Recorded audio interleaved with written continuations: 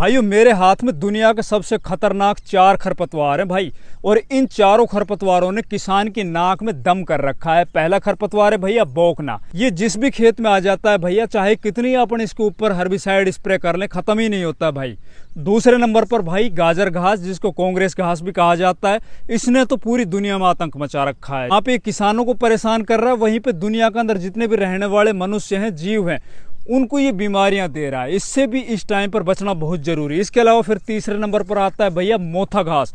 अब मोथा घास को कौन नहीं जानता है। ये जब एक बार खेत में आ जाए पूरे खेत के अंदर ये आतंक मचा देता है। इसके अलावा चौथा और सबसे खतरनाक, अगर ये खरपतवार आपके खेत में आ गया ना भैया, तो आपका खेत बंजर होने से कोई नहीं रोक सकता। तो इन चारों को अपन किस तरह से खत्म करें? तो खत्म करने के लिए भैया 2 टेक्निकल यूज किए जाते हैं। एक तो पैराक्वेट अपन स्प्रे कर देते हैं, तो जैसे सुबह के टाइम स्प्रे करेंगे शाम तक ये सूख जाएंगे।